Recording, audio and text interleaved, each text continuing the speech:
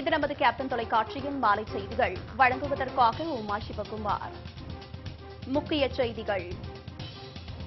ஆம் ஆத்மி எம்எல்ஏக்கள் 20 பேரை தகுதி நீக்கம் செய்ய தலைமை தேர்தல் ஆணையம் பரிந்துரை. அடுத்த கட்ட நடவடிக்கை குறித்து டெல்லி முதலமைச்சர் அரவிந்த் கெஜ்ரிவால் அவசர ஆலோசனை.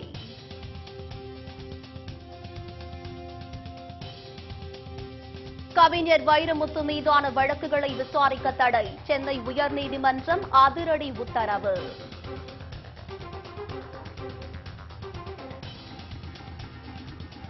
பதினெட்டு வயதிற்கு மேற்பட்டோர் பாஸ்போர்ட் பெற ஆதார் தேவை. மத்திய அரசு அதிரடி அறிவிப்பு.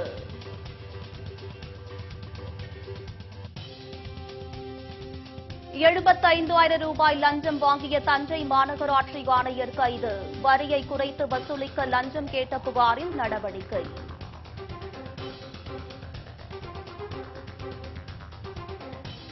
ஆர்கே நகர் இடைத்தேர்தலில் வாக்காளர்களுக்கு 20 ரூபாய் டோக்கன் கொடுத்தது உண்மைதான். டிடிவி தினகரன் ஆதரவாளர் ராஜசேகரன் பரபரப்பு பேச்சு.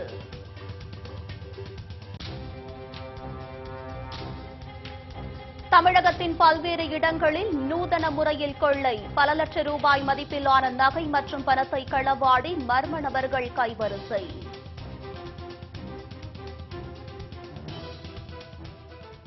விரிவான செய்திகள். ஆம் ஆத்மி எம்எல்ஏக்கள் 20 பேரை தகுதி நீக்கம் செய்ய குடியரசுத் தலைவர் ராம்நாத் கோவிந்துக்கு தேர்தல் ஆணையம் பரிந்துரை செய்திருக்கும் நிலையில் அடுத்த கட்ட நடவடிக்கை குறித்து முதலமைச்சர் அரவிந்த் கெஜ்ரிவால் தலைமையில் அவசர ஆலோசனைக் கூட்டம் டெல்லியில் நடந்தது. ஆம் ஆத்மி அரசு கடந்த 2015ஆம் ஆண்டு பதவியேற்றதும் அல்கா லம்பா, ஜர்னைல் சிங், ஆதேஷ் சாஸ்திரி, ராஜேஷ் குப்தா உள்ளிட்ட 20 எம்எல்ஏக்களை நாடாளுமன்ற செயலாளராக நியமித்தது. இது துணை அமைச்சர் பதவிக்கு இணையானதாக கூறப்படுகிறது. எம்எல்ஏக்களாக இருக்கும் அதே நேரத்தில் ஆதாயம் தரும் வகையில் துணை அமைச்சர் பொறுப்புகளை ஏற்றதாக பாஜக, காங்கிரஸ் கட்சியினர் குற்றச்சாட்டுகளை முன்வைத்தனர். இவர்களை தகுதி நீக்க செய்ய வேண்டும் என கோரி வழக்கும் தொடரப்பட்டது. ஆனால் இவர்களை காப்பாற்றும் நோக்கில் இந்த பதவிகளை இரட்டை ஆதாய பட்டியலிலிருந்து நீக்கி கெஜ்ரிவால் அரசு முன்தேதியிட்டு கடந்த 2016ஆம் ஆண்டில் கொண்டு வந்த சட்ட திருத்த மசோதாவுக்கு அப்போதைய குடியரசுத் தலைவர் பிரணாப் முகர்ஜி ஒப்புதல் அளிக்க மறுத்துவிட்டார். இந்நிலையில் 20 எம்எல்ஏக்களை தகுதி நீக்கம் செய்ய தேர்தல் ஆணையம் குடியரசுத் தலைவர் ராம்நாத் கோவிந்துக்கு பரிந்துரை செய்துள்ளது. குடியரசுத் தலைவர் தகுதி நீக்கம் செய்தால் 20 ஆம் ஆத்மி எம்எல்ஏக்கள் பதவியிழக்க நேரிடும். இதனால் டெல்லி முதல்வர் அரவிந்த் கெஜ்ரிவாலுக்கு நெருக்கடி ஏற்பட்டுள்ளதாக கருதப்படுகிறது. எனினும் 70 எம்எல்ஏக்கள் கொண்ட சட்டசபையில் 46 எம்எல்ஏக்கள் ஆம் ஆத்மிக்கு இருப்பதால் ஆட்சிக்கும் எந்த பாதிப்பும் வராது என கூறப்படுகிறது. ஆண்டாள் குறித்து சர்ச்சை கருத்து கூறியதாக கவிஞர் வைரமுத்து மீது பதியப்பட்டுள்ள வழக்குகள் மீது எவ்வித நடவடிக்கையும் எடுக்கக்கூடாது என்று தடை விதித்து சென்னை உயர்நீதிமன்றம் உத்தரவிட்டுள்ளது. தன் மீது பதியப்பட்டுள்ள வழக்கை ரத்து செய்ய கோரி வைரமுத்து தொடுத்த வழக்கில் இந்த உத்தரவு பிறப்பிக்கப்பட்டுள்ளது. ஆண்டாள் குறித்து அவதூறாக பேசிய கவிஞர் வைரமுத்து மீது கொளத்தூர், சிந்தாதிரிப்பேட்டை உள்ளிட்ட பல்வேறு காவல் நிலையங்களில் புகார் அளிக்கப்பட்டது. வைரமுத்துவை கண்டித்து இந்து அமைப்புகள் போராட்டங்களை நடத்தி வருகின்றன. இந்நிலையில் தன் மீதான வழக்குகளை ரத்து செய்ய கோரி சென்னை உயர்நீதிமன்றத்தில் வைரமுத்து மனு தாக்கல் செய்தார். இந்த மனு விசாரணைக்கு வந்தபோது வைரமுத்து தரப்பில் ஆஜரான வழக்கறிஞர் சரமாரியான குற்றச்சாட்டுகளை முன்வைத்து வாதாடினார். அமெரிக்க ஆராய்ச்சியாளர் கட்டுரையை தான் வைரமுத்து சுட்டிக்காட்டியதாக வழக்கறிஞர் கூறினார். மேலும் ஆண்டாள் பெண்களுக்கு அதிகாரம் அளிக்க போராடினார் என்றே வைரமுத்து பேசினார் என்றும், ஆராய்ச்சியாளரின் கட்டுரைக்கு அரசியல் கட்சிகள் குற்றச்சாயம் பூசுவதாகவும் வைரமுத்து தரப்பில் புகார் தெரிவிக்கப்பட்டது. விஎச்பி மற்றும் பிற அரசியல் கட்சிகளே இந்த விவகாரத்தை பெரிதாக்கி உள்ளன என்றும் வைரமுத்துவின் தரப்பில் குற்றம் சாட்டப்பட்டது. இதனை கேட்ட நீதிமன்றம் வைரமுத்து கூறிய கருத்தில் தவறு இல்லை என்று தெரிவித்தது. வைரமுத்து கூறியதை ஏன் அரசியல் ஆக்குகிறீர்கள் என்று உயர்நீதிமன்ற நீதிபதி ரமேஷ் கேள்வி எழுப்பியுள்ளார். ஆர்கே நகர் இடைத்தேர்தலில் வாக்காளர்களுக்கு 20 ரூபாய் டோக்கன் கொடுத்தது உண்மைதான் என டிடிவி தினகரன் ஆதரவாளரும் முன்னாள் எம்எல்ஏவுமான ராஜசேகரன் ஒப்புதல் பேச்சால் அரசியல் வட்டாரத்தில் பரபரப்பு ஏற்பட்டுள்ளது. ஆர்கே நகர் இடைத்தேர்தலில் சுயேட்சையாக போட்டியிட்ட டிடிவி தினகரன் ஆளும் கட்சி வேட்பாளரை தோற்கடித்து 40,000 வாக்குகள் வித்தியாசத்தில் வெற்றி பெற்றார். டிடிவி தினகரனுக்கு ஆதரவாக வாக்களிக்க வாக்காளர்களுக்கு 10,000 ரூபாய் பணம் வழங்குவதற்கான 20 ரூபாய் டோக்கனை அவரது ஆதரவாளர்கள் பட்டுவாடா செய்ததாக அரசியல் கட்சியினர் குற்றம் சாட்டி வருகின்றனர். இந்த நிலையில் திருச்சி மாவட்டம் முசிறியில் நடந்த நிகழ்ச்சி ஒன்றில் பேசிய டிடிவி தினகரன் ஆதரவாளரும் முன்னாள் எம்எல்ஏவுமான ராஜசேகரன் இதனை அம்பலப்படுத்தியுள்ளார். ஆர்கே நகர் இடைத்தேர்தலில் தினகரனின் வெற்றிக்காக வாக்காளர்களுக்கு 20 ரூபாய் டோக்கன் கொடுத்தது உண்மைதான் என்றும் இதற்காக பெரிய அளவில் திட்டம் போடப்பட்டதாகவும் ஒப்புக்கொண்டுள்ளார். மேலும் டிடிவி தினகரன் சொல்லிதான் ஜெயலலிதா மருத்துவமனையில் இருந்தபோது எடுக்கப்பட்ட வீடியோவை வெற்றிவேல் வெளியிட்டார் என்று ராஜசேகரன் தெரிவித்துள்ளார்.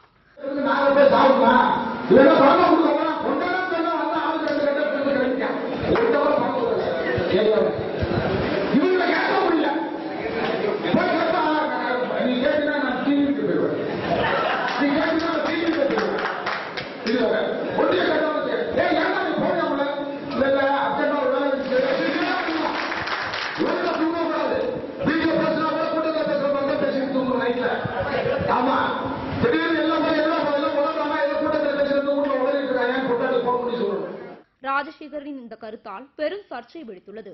வாக்காளர்களுக்கு பணம் எதுவும் கொடுக்கவில்லை என்று டிடிவி தினகரன் மறுத்து வரும் நிலையில் அவரது ஆதரவாளர் உண்மையை போட்டு உடைத்திருப்பது அவருக்கு பெரும் சிக்கலை ஏற்படுத்தியுள்ளது. 18 வயதிற்கு மேற்பட்டோர் பாஸ்போர்ட் பெற ஆதார் தேவை என மத்திய அரசு அதிரடி அறிவிப்பை வெளியிட்டிருக்கிறது. மேலும் பாஸ்போர்ட் விண்ணப்பிப்பதில் சில புதிய விதிமுறைகளை அறிமுகப்படுத்தியிருக்கிறது. அத்தியாவசிய தேவைகள் அனைத்திற்கும் ஆதார் கார்டு சமர்ப்பிக்க கட்டாயப்படுத்தி வருகிறது மத்திய அரசு. செல்போன் நிறுவனங்கள் கூட ஆதார் கார்டை கட்டாயமாக்கி இருக்கின்றன. இந்நிலையில் பாஸ்போர்ட் பெறவும் ஆதார் கார்டு கட்டாயம் என்று அறிவித்துள்ளது மத்திய அரசு. அதன்படி 18 வயதுக்கு மேற்பட்டோர் பாஸ்போர்ட் பெற ஆதார் எண் கட்டாயமாகும். ஆனால் தட்கல் முறையில் பாஸ்போர்ட் பெற ஆதார் மட்டும் போதாது என்றும் ஆதார் கார்டுடன் மேலும் 2 ஆவணங்கள் தேவை எனவும் மத்திய அரசு கூறியுள்ளது. 18 வயதிற்கு மேற்பட்டவர்கள் ஆதாருடன் ரேஷன் கார்டு, அரசு ஊழியர் கார்டு சமர்ப்பிக்கலாம். அரசு ஊழியராக இல்லாதவர் ஆதார் கார்டுடன் வங்கிக் கணக்கு, பான் கார்டு சமர்ப்பிக்கலாம் என்றும் கூறப்பட்டுள்ளது. அதேபோல் 18 வயதிற்கு குறைவாக உள்ளவர்கள் ஆதாருடன் மாணவர் அடையாள அட்டை சமர்ப்பிக்க வேண்டும். இந்த புதிய நடைமுறை தற்போதிலிருந்து நடைமுறைக்கு வந்துள்ளது. வரியை குறைத்து வசூலிப்பதற்காக 75,000 ரூபாய் லஞ்சம் வாங்கிய போது தஞ்சை மாநகராட்சி ஆணையர் வரதராஜன் கையும் களவுமாக பிடிபட்டார். தஞ்சை மாநகராட்சி ஆணையராக உள்ளார் வரதராஜன். இவர் வரியை குறைத்து வசூலிப்பதற்காக 75,000 ரூபாய் லஞ்சம் பெற்ற புகாரின் பேரில் லஞ்ச ஒழிப்பு போலீசார் கைது செய்துள்ளனர். அவருக்கு லஞ்சம் பெற்று தந்த இடைத்தரகர் நாகராஜ் என்பவரையும் லஞ்ச ஒழிப்பு போலீசார் கைது செய்துள்ளனர். சம்பத் என்பவரிடம் வரியை குறைத்து வசூலிப்பதற்காக 1 லட்சம் லஞ்சம் கேட்டதாகவும் 75,000 ரூபாய் தர ஒப்புக்கொண்டதாகவும் தெரிகிறது. லஞ்ச பணம் வாங்க முயற்சி செய்தபோது கையும் களவுமாக அவரை பிடித்து லஞ்ச ஒழிப்பு போலீசார் கைது செய்தனர். கைது செய்யப்பட்ட இருவரிடமும் தீவிர விசாரணை மேற்கொள்ளப்பட்டு வருகிறது.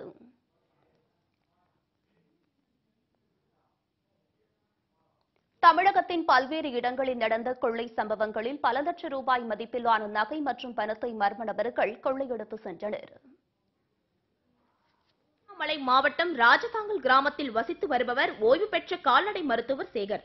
விருதாச்சலத்தில் உள்ள உறவினர் வீட்டிற்கு சென்றுவிட்டு வீட்டிற்கு திரும்பிய அவர் கதவுகள் திறந்து கிடப்பதை கண்டு அதிர்ச்சியடைந்தார். பின்னர் உள்ளே சென்று பார்த்தபோது பீரோ உடைக்கப்பட்டு 70 பவுண்ட் தங்க நகைகள், 2 கிலோ வெள்ளி பொருட்கள், 60,000 ரூபாய் ரொக்கப்பணம் ஆகியவற்றை கொள்ளை போனதைக் கண்டு காவல் நிலையத்தில் புகார் அளித்தார். மாதாவரம் பொன்னியம்மன் மேடு மெஜஸ்டிக் காலனியில் நவகுமார் என்பவரின் வீட்டிற்குள் நுழைந்து மர்ம நபர்கள் 16 சவரன் தங்க நகை, 1 கிலோ வெள்ளி பொருட்கள் மற்றும் 2,000 ரூபாய் பணத்தை கொள்ளையடித்து சென்றனர். பட்டப்பகலில் நடந்த இந்த கொள்ளை சம்பவம் அப்பகுதி மக்களிடையே பெரும் அச்சத்தை ஏற்படுத்தியுள்ளது.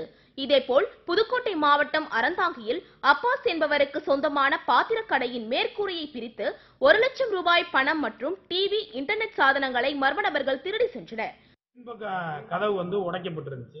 அதுக்கு பிறகு பின்னாடி போய் பார்த்தேன். அதுக்கும் பின்னாடி இருந்த அந்த ஷெட்டு ஒன்று போட்டிருக்கேன் சீட்டில். அந்த ஷெட்டை தூக்கிட்டு தான் ஆள் உள்ளே இறங்கி கேமராவெல்லாம் பின்னாடி இருந்த கேமரா ஒயரையெல்லாம் கலட்டி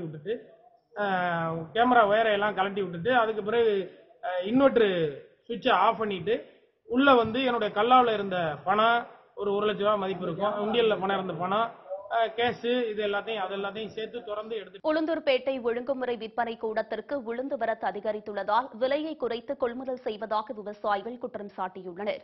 விழுப்புரம் மாவட்டம் உளுந்தூர்பேட்டை ஒழுங்குமுறை விற்பனை கூடத்திற்கு காட்டுநெமிலி, எறையூர், செம்மணங்கூர், சேண்டநாடு, குஞ்சரம் உள்ளிட்ட 100க்கும் மேற்பட்ட கிராமங்களில் இருந்து விவசாயிகள் தங்கள் நிலத்தில் விளைந்த உளுந்தை விற்பனைக்காக கொண்டு வந்துள்ளனர். ஆனால் இங்குள்ள உள்ளூர் வியாபாரிகள் அரசு நிர்ணயித்ததை விட குறைவான விலை நிர்ணயம் செய்வதுடன் உரிய நேரத்தில் கொள்முதல் செய்யாமல் அலைக்கழிப்பதால் 2-3 முறை நாட்கள் பசி பட்டினியுமாய் காத்திருக்க வேண்டியுள்ளதாக விவசாயிகள் கூறுகின்றனர். மற்ற ஊர்களில் உளுந்துக்கு உரிய விலை கிடைப்பதாகவும் உளுந்தூர்பேட்டை ஒழுங்குமுறை விற்பனை கூடத்தில் உள்ள உள்ளூர் வியாபாரிகள் தங்களுக்குள் உள்ளடி பேசி தங்களை மோசடி செய்வதாக விவசாயிகள் குற்றம் சாட்டுகின்றனர். வண்டிப்பாளத்திலிருந்து உளுந்தூர்பேட்டை கமிட்டிக்கு உளுந்து எடுத்துட்டு வந்திருக்கேன். 3ஆம் வருஷம் 14,000 5,000 போச்சு. இந்த போன வருஷம் 10,000க்குள்ள போச்சு. இந்த வருஷம் 3,000 4,000ன்றாங்க. நேற்று 800 லாட்டு வந்தது, இன்னைக்கு 1100 லாட்டு வந்திருக்குது. இது வரைக்கும் விலையை குறிக்கல, வேடை தான் போடுறாங்க. ஆனா இன்னும் ஒரு அரை மணி நேரத்துல பட்டி ஒட்டுருவாங்க. எப்படி வேலை போடுவாங்க என்னன்னு தெரியல. உள்ள உட்காந்துப்படியே குறிச்சுக்குவாங்களா என்னன்னு ஒன்றும் தெரியல. யாரும் வெளியே வியாபாரியும் வரல, இங்க வியாபாரியா தான் இருக்கிறாங்க. உளுந்துக்கும் 10,000 ரூபாய் ஒரு ஏக்கருக்கு செலவாகுது. ஆனா 7,000 8,000 தான் உளுந்து ஆகுது இப்ப போடுற விலைக்கு. அதனால 2,000 3,000 நஷ்டம் தான் ஆகுது விவசாயத்துக்கு. எனவே வெளியூர் வியாபாரிகளை கொண்டு வந்து கொள்முதல் செய்தால் தங்களுக்கு உரிய விலை கிடைக்கும் என்று விவசாயிகள் கூறுகின்றனர். விவசாயிகள் கொண்டு வரும் பொருட்களை வைக்க போதிய இடவசதி ஏற்படுத்தி தர வேண்டும் என்றும் அரசுக்கு கோரிக்கை விடுத்துள்ளனர்.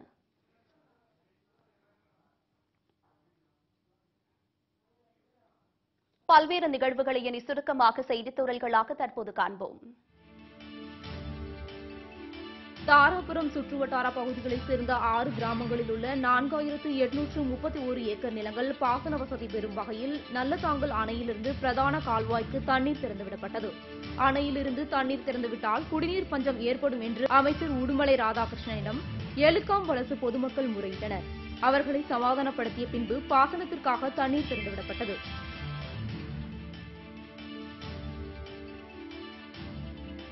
சென்னை செங்குன்றம் அருகே 50 ஆண்டுகள் பழமை வாய்ந்த ஸ்ரீ வரசித்தி விநாயகர் கோவிலில் மகா கும்பாபிஷேக விழா வெகு விமர்சையாக நடைபெற்றது. புனித நீரை கொண்டு வேத மந்திரம் முழங்க ஸ்ரீ வரசித்த விநாயகர் உள்ளிட்ட பல்வேறு சுவாமிகளுக்கு அஷ்டவந்தன மகா கும்பாபிஷேகம் சிறப்புடன் நடைபெற்றது. இதில் திரளான பக்தர்கள் பங்கேற்று சுவாமி தரிசனம் செய்தனர். பட்டாசு தொழிலாளர்களின் வாழ்வாதாரத்தை மத்திய மாநில அரசுகள் பாதுகாக்க வலியுறுத்தி தாம்பரத்தில் ரயில் நிலையத்தில் மறியல் போராட்டத்தில் ஈடுபட்ட 30க்கும் மேற்பட்ட தொழிலாளர்களை போலீசார் கைது செய்தனர். முன்னதாக ரயில் மறியலில் ஈடுபட முயன்ற போராட்டக்காரர்களை போலீசார் தடுத்து நிறுத்தியதால் தள்ளுமுள்ளு ஏற்பட்டது. இதனால் பெரும் பரபரப்பு ஏற்பட்டதை அடுத்து போராட்டத்தில் ஈடுபட்ட அனைவரையும் போலீசார் கைது செய்தனர். மதுரை விமான நிலையத்திற்கு இமானுவேல் சேகரன் பெயர் வைக்க கோரி மக்கள் விடுதலை கட்சி சார்பில் முற்றுகை போராட்டம் நடைபெற்றது. அப்போது விமான நிலையத்தை முற்றுகையிட முயன்ற பெண்கள் உள்ளிட்ட ஏராளமானோர் கைது செய்யப்பட்டனர். போராட்டத்தையொட்டி பெருங்குடி சந்திப்பு மற்றும் விமான நிலையம் உள்ளிட்ட இடங்களில் 100க்கும் மேற்பட்ட போலீசார் பாதுகாப்பு பணியில் ஈடுபட்டிருந்தனர். திருவெரும்பூர் அருகே உள்ள காட்டூர் உருமு தனலட்சுமி கல்லூரி மாணவ மாணவிகள் உள்ளிருப்பு போராட்டத்தில் ஈடுபட்டனர். கல்லூரி ஆசிரியர் கண்ணன் மம்தா என்கிற மாணவியை தரக்குறைவாக திட்டியதாக கூறப்படுகிறது. மேலும் பெற்றோரை அழைத்து வந்தால் மட்டுமே கல்லூரிக்குள் விடுவேன் என்று அக்கல்லூரியின் முதல்வர் கூறியுள்ளார். இதனால் ஆத்திரமடைந்த சக மாணவர்கள் கல்லூரி வளாகத்தில் உள்ளிருப்பு போராட்டத்தில் ஈடுபட்டனர். மாணவி மம்தாவை தரக்குறைவாக பேசிய ஆசிரியர் கண்ணன் மீது நடவடிக்கை எடுக்கவில்லை என்றால் திருச்சி மாவட்ட ஆட்சியரிடம் புகார் அளிக்கப் போவதாக மாணவர்கள் தெரிவித்தனர். திண்டுக்கல்லில் மாவட்ட அளவிலான வில்வித்தை போட்டி நடைபெற்றது. இதில் திண்டுக்கல் மாவட்டத்தில் உள்ள 6 பள்ளிகளிலிருந்து 87 மாணவ மாணவியர்கள் கலந்து கொண்டனர். இதில் சப் ஜூனியர் மற்றும் ஜூனியர் பிரிவுகளில் போட்டிகள் நடைபெற்றது. போட்டியில் வெற்றி பெற்ற மாணவ மாணவிகளுக்கு சான்றிதழ் மற்றும் பதக்கங்கள் வழங்கப்பட்டன. வரும் பிப்ரவரி மாதம் நடைபெறவுள்ள தேசிய வில்வித்தை போட்டிக்கு திண்டுக்கல் மாவட்டத்தைச் சேர்ந்த மாணவர்கள் 4 பேர் தேர்வு செய்யப்பட்டுள்ளனர். வேலூர் மாவட்டம் அரக்கோணத்தில் ஆக்கிரமிப்புகளை அகற்ற வந்த அதிகாரிகளை பொதுமக்கள் முற்றுகையிட்டதால் பரபரப்பு ஏற்பட்டது. ஓச்சேரி சாலையில் உள்ள ஆக்கிரமிப்புகளை அகற்ற நீதிமன்றம் உத்தரவிட்டது. அதன்படி ஜேசிபி இயந்திரம் மற்றும் பணியாளர்களுடன் வந்த அதிகாரிகளை அப்பகுதி மக்கள் முற்றுகை செய்தனர். மேலும் சம்பவ இடத்திற்கு வருவாய்த்துறையினர் வராததால் ஆக்கிரமிப்பு அகற்றும் பணிகளை தற்காலிகமாக தள்ளி வைத்து அதிகாரிகள் திரும்பி சென்றனர். நாகை மாவட்டம் சீர்காழியை அடுத்த திருநாங்கூர் பகுதியில் 124ஆம் ஆண்டு கருட சேவை உற்சவம் நடைபெற்றது. இதனை முன்னிட்டு 11 பெருமாள்களுக்கு சிறப்பு திருமஞ்சனம் செய்யப்பட்டது. திருமங்கை ஆழ்வார் அருளிய பாசுரங்களை பாடி பெருமாளை சேவித்தனர். தமிழகம் மட்டுமின்றி பல மாநிலங்களிலிருந்து பல்லாயிரக்கணக்கான பக்தர்கள் கலந்து கொண்டு பெருமாளை தரிசித்தனர். இதனைத் தொடர்ந்து 11 பெருமாள்களும் தங்க கருட வாகனத்தில் வீதியுலா காட்சி நடைபெற்றது. கிருஷ்ணகிரி மாவட்டம் தேன்கனிக்கோட்டை அருகே உள்ள ஜக்கேரி கிராமத்தில் பாரம்பரிய எருதுவிடும் நிகழ்ச்சி நடைபெற்றது. இதில் 200க்கும் மேற்பட்ட காளைகள் அவிழ்த்து விடப்பட்டன. சீறிப்பாய்ந்து வந்த காளைகளை இளைஞர்கள் பிடித்து அலங்கார தட்டிகளையும் பரிசுகளையும் பறித்தனர். இந்த நிகழ்ச்சியில் பார்வையாளர்கள் மற்றும் காளை பிடிப்பவர்களுக்கு காயம் ஏற்பட்டது. சுற்றுப்புற கிராமங்களிலிருந்து ஆயிரக்கணக்கான பொதுமக்கள் கலந்து கொண்டு எருதுவிடும் திருவிழாவை கண்டுகளித்தனர். நெல்லை மாவட்டத்தில் 50 ஆண்டுகளுக்கு பிறகு கரியமாணிக்க பெருமாள் கோவிலில் தைத்திருவோண திருவிழா வெகு விமர்சையாக நடைபெற்றது. பெருமாள் கருட வாகனத்தில் எழுந்தருளி பக்தர்களுக்கு அருள் பாலித்தார். இந்த திருவீதி உலாவில் பக்தர்கள் திருப்பல்லாண்டு பாடியும் சிறுவர் சிறுமியர் கோலாட்டம் ஆடியும் வழிபட்டனர். நீலகிரி மாவட்டம் கூடலூர் அருகே விதிகளை மீறி செயல்பட்டு வரும் தார்கலவை ஆலையை மூடக்கோரி மாவட்ட ஆட்சியரிடம் ஆதார் அட்டை, குடும்ப அட்டை போன்றவற்றை பொதுமக்கள் ஒப்படைக்க வந்ததால் பெரும் பரபரப்பு ஏற்பட்டது. ஆலையிலிருந்து வெளியேறும் புகை மற்றும் தூசியால் சுவாச நோயால் பாதிக்கப்பட்டுள்ளதாகவும் நீர்நிலைகளும் மாசடைந்து வருவதாகவும் அவர்கள் வேதனை தெரிவித்தனர். ஆலையை மூடக்கோரி பலமுறை மாவட்ட நிர்வாகத்திற்கு புகார் மனு அளித்தும் இதுவரை எந்த நடவடிக்கையும் எடுக்கப்படவில்லை என்று பொதுமக்கள் வங்கிக் கடனை தள்ளுபடி செய்ய கோரி கூலிக்கு நெசவு செய்யும் விசைத்தறி உரிமையாளர்கள் கோவை மாவட்ட வருவாய் அதிகாரியிடம் மனு அளித்தனர். திருப்பூர், கோவை மாவட்டத்தில் 35,000 விசைத்தறி கூடங்களில் 2 லட்சம் விசைத்தறிகள் இயங்கி வருகின்றன. விசைத்தறி உரிமையாளர்களுக்கு கூலியை உயர்த்தி வழங்க வேண்டும் என ஜவுளி உற்பத்தியாளர்களுக்கு தமிழக அரசு உத்தரவிட்டும் இதுவரை உயர்த்தி வழங்கவில்லை. இதனால் வங்கிகளில் வாங்கிய கடனை கட்ட முடியாமல் வறுமையில் வாடி வருவதாக கூலிக்கு நெசவு செய்யும் விசைத்தறி உரிமையாளர்கள் வேதனை தெரிவிக்கின்றனர். பல்வேறு கோரிக்கைகளை வலியுறுத்தி விரைவில் காலவரையற்ற வேலைநிறுத்த போராட்டத்தில் ஈடுபடப் போவதாக சாலை பணியாளர் சங்கம் அறிவித்துள்ளது. தமிழ்நாடு நெடுஞ்சாலைத்துறை பணியாளர்களின் 6வது மாவட்ட மாநாடு திண்டுக்கல்லில் நடைபெற்றது. இதில் கலந்து கொண்ட பிறகு செய்தியாளர்களிடம் பேசிய அச்சங்கத்தின் மாநில பொதுச் செயலாளர் பாலசுப்ரமணியம், சாலை பராமரிப்பு பணிகளை அரசை ஏற்று நடத்த வேண்டும் உள்ளிட்ட 4 அம்ச கோரிக்கைகளை வலியுறுத்தி விரைவில் காலவரையற்ற வேலைநிறுத்தத்தில் ஈடுபடப் போவதாக தெரிவித்தார். சென்னை தண்டையார்பேட்டையில் உள்ள Indian Oil Corporation lubrication oil தொழிற்கூடத்தில் ஒரு வழிக்கான வாடகை திட்டத்தை கைவிடக் கோரி இந்தியன் ஆயில் மொத்த டேங்கர் லாரி உரிமையாளர் சங்கத்தின் சார்பில் ஒருநாள் அடையாள உண்ணாவிரதம் மற்றும் வாகனங்களில் ஆயிலை ஏற்றி இறக்காமல் வேலைநிறுத்த போராட்டம் நடத்தப்பட்டது. ஒரு வழிக்கான வாடகை டேங்கர் லாரிகளுக்கு எவ்விதத்திலும் சாத்தியமில்லை எனவும் இந்த புதிய தொழிற்கொள்கையால் லாரி உரிமையாளர்கள் மற்றும் அதில் பணிபுரியும் அனைத்து தொழிலாளர்களும் தங்களது தொழிலை செய்ய முடியாமல் போய்விடும் எனவும் லாரி உரிமையாளர்கள் தெரிவித்தனர். காவிரி தண்ணீர் வழங்க முடியாது என கூறி வரும் கர்நாடக அரசு தற்போது பட்டு நூலின் விலையையும் உயர்த்தி வருவதால் மத்திய மாநில அரசு உடனடியாக தலையிட்டு பட்டு நூலின் மீதான விலை உயர்வை திரும்பப் பெற நடவடிக்கை எடுக்க வேண்டும் என்பதை வலியுறுத்தி சேலத்தில் பட்டு ஆடை உற்பத்தியாளர்கள் வேலைநிறுத்த போராட்டத்தில் ஈடுபட்டுள்ளனர். கர்நாடக மாநிலத்தில் இருந்து அதிக அளவில் பெறப்படும் பட்டு நூல் உற்பத்தியை குறைத்து பல மடங்கு விலை உயர்த்தி தமிழகத்திற்கு விற்பனை செய்வதால் பட்டு சேலை உற்பத்தியில் ஈடுபட்டு வரும் லட்சக்கணக்கான குடும்பங்கள் வேலை இழக்கும் அபாயம் ஏற்பட்டுள்ளது. பட்டினுடைய விலை அபரிதமான விலை ஏற்றத்தினால எங்களால் தொழில் செய்ய முடியாத சூழ்நிலை உருவாக்கி 17/1/2018 25/1/2018 வரைக்கும் தொழில் செய்வதில்லைன்னு சொல்லி வேலை நிறுத்தத்தில் இருக்கிறோம். தறிக்கு பட்டு கொடுக்காமையும் கடை திறக்காமையும் வேலை நிறுத்தம் பண்ணிட்டு இருக்கிறாங்க. இன்னைக்கு 3 மாசத்துக்கு முன்னாடி இருந்தது 3300 ரூபா ரேட்ல இருந்த பட்டு ஒரு கிலோ இன்னைக்கு 4500 ரூபாய் ஆயிடுச்சுங்க. அதனால 25% அதிகம் பட்டு விலை, அதனால நம்மளால தொழில் பண்ண முடிய சூழ்நிலை இல்லை.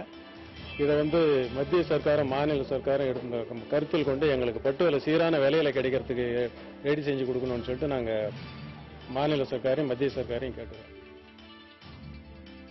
கொடைக்கானலில் காட்டெருமை தாக்கியதில் மூதாட்டி ஒருவர் படுகாயமடைந்தார். ரைபிள் ரேஞ்ச் சாலையில் முகாமிட்டிருந்த காட்டெருமை ஒன்று பிலோமினால் என்ற மூதாட்டியை தாக்கியது. இதில் படுகாயமடைந்த அவர் தனியார் மருத்துவமனையில் அனுமதிக்கப்பட்டு சிகிச்சை பெற்று வருகிறார். கொடைக்கானல் நகர் பகுதியில் முகாமிட்டுள்ள காட்டெருமைகளால் அச்சமடைந்துள்ள குடியிருப்பு வாசிகள் மற்றும் சுற்றுலா பயணிகள் காட்டெருமைகளை வனப்பகுதிக்குள் விரட்ட நடவடிக்கை எடுக்க வேண்டும் என்று வேண்டுகோள் விடுத்துள்ளனர். அதிமுக அம்மா என்ற பெயரையே நீதிமன்றம் சென்று பெறுவோம் என்றும் இல்லையென்றால் வேறு பெயரில் இயங்க நடவடிக்கை எடுக்கப்படும் என்றும் சுயேட்சை எம்எல்ஏ டிடிவி தினகரன் தெரிவித்துள்ளார். கரூரில் செய்தியாளர்களை சந்தித்த போது அவர் இதனை தெரிவித்தார். மேலும் தனிக்கட்சி தொடங்கும் எண்ணம் தற்போது இல்லை எனவும் பதவி நீக்கம் செய்யப்பட்ட எம்எல்ஏக்கள் யாரும் புதிய கட்சி துவங்கினால் இணைந்து செயல்பட முடியாது என்றும் தெரிவித்தார். அதேபோல் ஆர்கே நகர் தேர்தலில் வாக்காளர்களுக்கு 20 ரூபாய் டோக்கன் வழங்கவில்லை என்று கூறிய தினகரன் தொண்டர்களை உற்சாகப்படுத்த தனது ஆதரவாளர் ராஜசேகரன் அவ்வாறு கூறியிருக்கலாம் என்று விளக்கம் அளித்திருக்கிறார். சத்தியமங்கலம் அடுத்துள்ள புன்சை புளியம்பட்டி பேருந்து நிலையம் முன்பு காங்கிரஸ் கட்சியினர் ஆர்ப்பாட்டத்தில் ஈடுபட்டனர். இந்த ஆர்ப்பாட்டத்தின் போது மருத்துவ மாணவர் சரத் பிரபு மர்ம மரணத்திற்கு சிபிஐ விசாரணை செய்ய வலியுறுத்தியும் ஹஜ் பயணிகளின் மானியம் ரத்து செய்ததை கண்டித்தும் பெட்ரோல் டீசல் சிலிண்டர் விலை உயர்வை கண்டித்து மத்திய அரசிற்கு எதிராக கோஷங்களை எழுப்பினர். கோவை வனப்பகுதியை ஒட்டியுள்ள வீடுகளுக்குள் யானைகள் புகுந்து அட்டகாசம் செய்வதை தடுக்க கோரி மாவட்ட வருவாய் அதிகாரியை முற்றுகையிட்டு விவசாயிகள் போராட்டம் நடத்தினர்.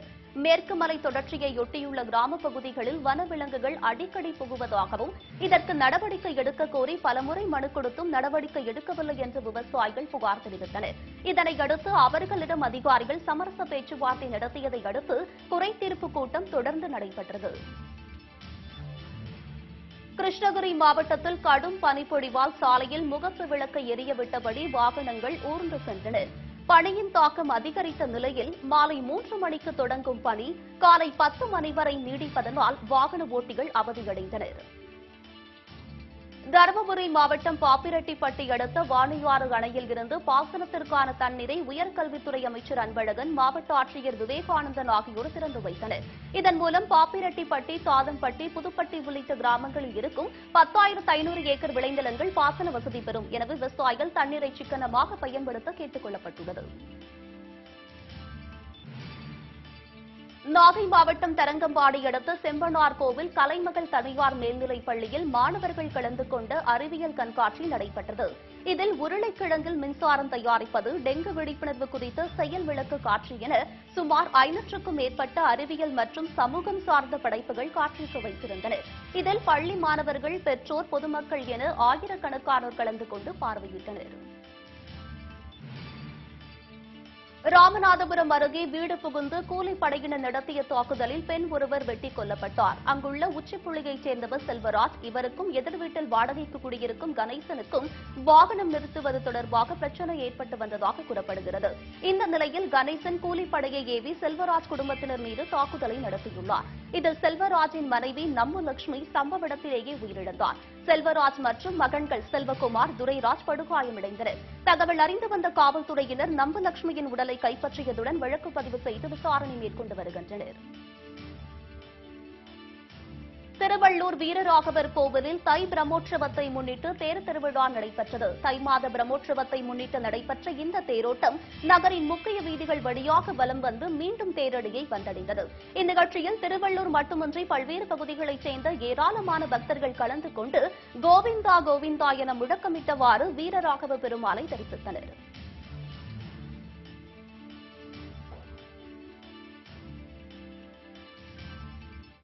இத்துடன் செய்திகள் நிறைவடைகின்றன. மீண்டும் செய்திகள் இரவு 8 மணிக்கு. உண்மை செய்திகளை உள்ளது உள்ளபடி உடனுக்குடன் தெரிந்து கொள்ள தொடர்ந்து இணைந்திருங்கள் நமது கேப்டன் நியூஸ் தொலைக்காட்சியுடன். வணக்கம்.